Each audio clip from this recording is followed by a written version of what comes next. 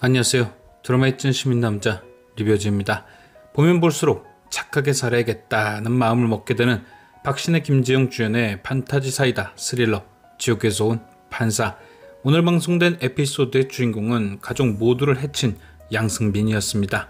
본인 손으로 아내와 두 자녀를 해친 그는 직접 경찰에 신고를 하고 잡혀간 후 본인이 마치 해리성 인격장애, 즉 다중인격인 것처럼 연기를 해 법의 심판을 빠져나가려 했죠.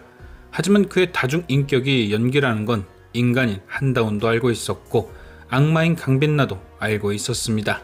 이후 강빛나는 한 번에 3명분의 실적을 올릴 수 있는 그를 지옥으로 보내기 위해 법원장을 협박해 양승빈 재판의 담당 판사가 되고 그가 혼자 있을 때 그를 심판하기 위해 병원으로 보냅니다. 하지만 양승빈에 대한 심판이 시작되려는 그때 양승빈의 병실에 숨어있던 한다원에게 발목이 딱 잡히며 오해가 끝이 났죠. 이게 한다원 입장에서 보면 맞는 행동인 건 맞죠. 아무리 양승빈이 갈아 마셔도 시원찮은 놈이라 해도 사적 지전은 있어선 안 되는 것이니까요. 그런데 이게 드라마를 보는 시청자 입장에선 참 거시기 하죠. 드라마 자체가 악인을 때려잡는 악마의 이야기라 사이다가 더 큰 것인데 자꾸 강빛나 잡는다고 따라다니면서 그녀의 재판에 고춧가루를 뿌리니까요. 물론 내일이면 양승빈은 지옥같은 경험을 한 뒤 진짜 지옥으로 끌려가겠지만 자꾸 끼어드는 한다원이 신경 쓰이는 건 어쩔 수 없는 것 같습니다. 그나저나 1회 데이트 폭력 때도 그렇고 2회 엄녀인 모티브 사건도 그렇고 악인들의 연기가 얼마나 뛰어난지 볼 때마다 후덜덜한데요. 오늘 양승빈도 그 전개를 쭉 이어갔죠. 어찌나 다중인격 연기를 잘 하던지 내일 있을 사이다가 벌써부터 기대가 됩니다. 오늘 보여진 죄가 죄인이만큼 내일 그가 돌려받을 벌도 만만치 않을 듯 하죠. 과연 강빛나는 끈질기게 자신의 뒤를 쫓는 한다원을 따돌리고 양승빈에게 지옥검을 선물할 수 있을지. 그럼 이제 5회 에피소드 설명은 여기까지 하고 본격적으로 오늘 등장한 떡밥에 대해 추리를 해보겠습니다. 첫 번째 떡밥은 황천빌라의 오미자 할머니. 2회 때부터 본격적으로 등장한 오미자 할머니는 강빛나와 한다원에게 함께 붙어있으면 누구 하나는 죽게 된다며 예언인 듯 아닌 듯 오묘한 말을 꺼내 그 존재를 궁금하게 했죠. 처음 저는 이 오미자 할머니가 강빛나처럼 악마이고 강빛나가 한다원에게 끌리는 것처럼 이미 이전에 인간과 사랑에 빠져 벌을 받는 것이 아닌가 싶었습니다. 2회 반상회 때 빌라 주인이 또 예수 믿으라고 염불을 할까봐 빨리 자리를 뜬 것이 할머니가 악마라는 힌트를 준 거라 생각했죠. 강빛나와 구만도가 그 자리를 피하려 했던 것처럼 할머니도 악마라면 역시나 그 자리가 불편했을 테니까요. 그런데 오늘 5회에 등장한 오미자 할머니의 모습을 보곤 생각이 달라졌습니다. 바로 강빛나와 티격태격하던 모습 말이죠. 할머니가 악마라서 라이벌로서 싸웠을 가능성도 있지만 누가 봐도 그 모습 약간 견원지간 같지 않았나요? 그리고 만약 그 모습이 견원지간이 맞다면 악마와 앙숙인 존재는 하나뿐이 없죠. 천상계 인물.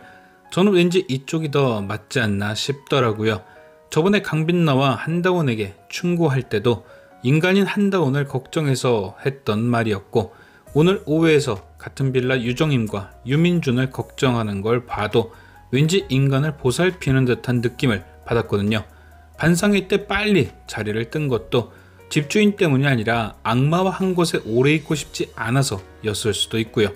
무엇보다 저는 오미자 할머니가 지하에 사는 것도 뭔가 의미가 있을 듯 싶더라고요.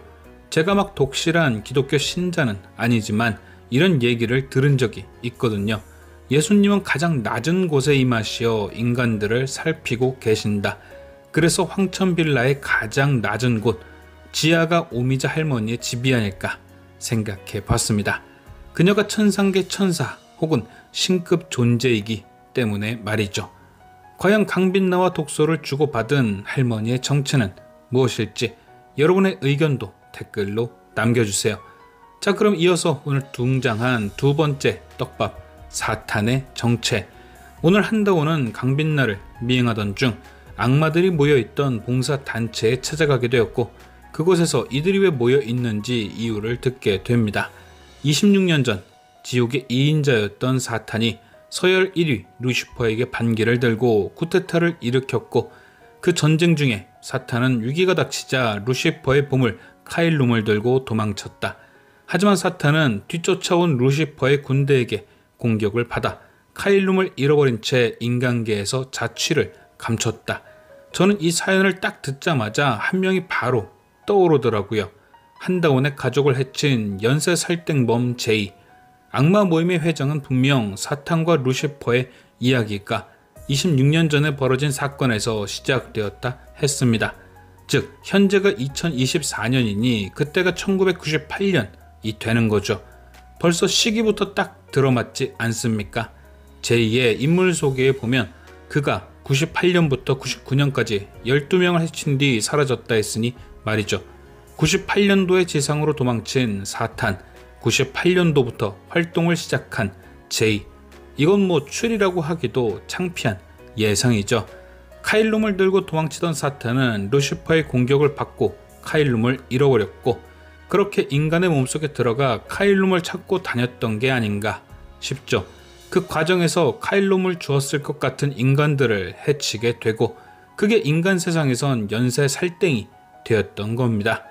한다운 부모를 해친 제이가 입었던 옷에 도시가스라고 써있던 걸로 봐선 가정집에 의심받지 않고 드나들 수 있었던 도시가스 검침원의 몸에 들어갔고, 그렇게 사람들을 해쳐가며 카일룸을 찾은 거죠. 지난 제이의 정체를 예상했던 리뷰에서 나이를 언급하며 정제거리 제이일 것이다 예상을 했었는데, 만약 이 예상이 맞다면 제이가 정제거리라는 예상은 틀렸을 수도 있겠네요. 왜냐? 제이는 사탄이고 그는 이 몸 저 몸을 옮겨 다닐 수도 있으니까요. 26년 전에는 카일룸을 찾기 위해 도시가스 검침원 몸에 들어가서 활동을 하다가 2년이 지난 후에는 정제거리 몸에 들어가 국회의원으로서 좀 더 심각하게 인간사에 관여했을 가능성이 있는 거죠. 혹은 26년 전 그 검침범은 정제거리 맞고 좀 더 편하게 카일룸을 찾으려고 그를 국회의원으로 만들었을 수도 있고요. 그러다가 진짜 강빛나에게 정체를 들켜 이번엔 강빛나의 결혼 상대였던 정태규의 몸에 들어가 그녀를 해쳤을 가능성도 있죠. 즉 지금 상황에선 제이가 사탄이라는 것이 가장 중요한 예상 같습니다. 그리고 이건 번외의 예상인데, 그 사탄이 찾고 있는 카일룸, 저는 그게 왠지 한다운의 목걸이가 아닐까 싶은데요. 지난 회차들에서 강빛나를 통해 몇 번씩 반복해서 목걸이를 보여줬던 것이 복선인 거죠. 그 목걸이는 26년 전 제이가 한다운의 가족을 해칠 때 엄마가 하고 있던 목걸이였거든요. 그걸 지금 유품으로 한다운이 가지고 있는 것이고요. 굳이 26년 전 한다운의 식구가 제이에게 당하는 회상씬에서 그 목걸이를 클로즈업 했던 것도 같은 의미의 복선인 거죠. 하필이면 카일룸을 십자가 목걸이의 펜던트로 만들어서 그 당시 사탄도 그걸 찾지 못했던 것이다. 이제 슬슬 전체적인 상황이 이해가 돼가고 있는 거죠.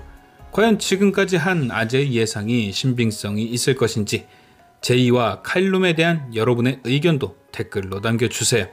지금까지 시청해주신 여러분께 감사드리며 리뷰어제는 또 다른 리뷰로 돌아오겠습니다.